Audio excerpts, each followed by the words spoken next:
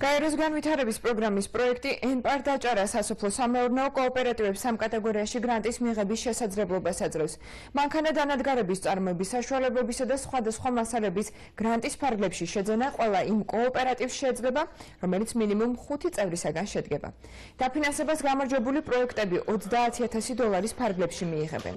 წარდგენილ პროექტების შესაბამისი კომისიის მიხედვით შეირჩევა. ფერმერებს პროგრამა დღეს სასტუმრო შერატონში გააჩნეს. პროგრამაში მონაწილეობის მიღება ნებისმიერ მსურველს შეუძლია.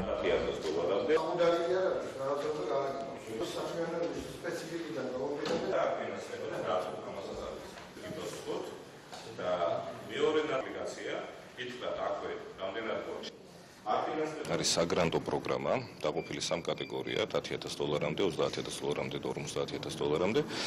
შესაბამისი პირობებით, რომელსაც ახლა განვიხილავთ კოოპერატივის წარმომადგენლებთან ერთად და თუ რა არის მოთხოვნები, რა პირობებში ფინანსდება ეს მათი პროექტები, რა მოიცავს ეს საგრანტო პროგრამა და ზოგადად როგორ შეიძლება მოგმართონ ამ პროექტის ფარგლებში და როგორ მიიღონ ეს დაფინანსება. სოფლის მეურნეობის ნებისმიერი სფერო დაფინანსება ეს იქნება მოყვანა გადამუშავებამდე და რა თქმა უნდა გადამუშავებისათვის შეუძლია დანადგარები შეიძინოს, მაგრამ ეს უკვე მეორე ეტაპი იქნება. პირველ ეტაპზე იგივე სასათბურე კონსტრუქციები, იგივე მეცხოველების კომპლექსი, რაც ამ თანხების ფარგლებში შეიძლება განვითარდეს და ჩვენი შეხვედრის ძირითადი მიზანი ის არის, რომ მოსახლეობამ ფართო მასებმა გაიგოს, რომ არის ასეთი პროექტი. კოოპერატივები, რომლებიც პირველად შევხვდეთ ამ პრეზენტაციაზე, ძალიან მისასალმებელია, ასე ვფიქრობ ჩვენ.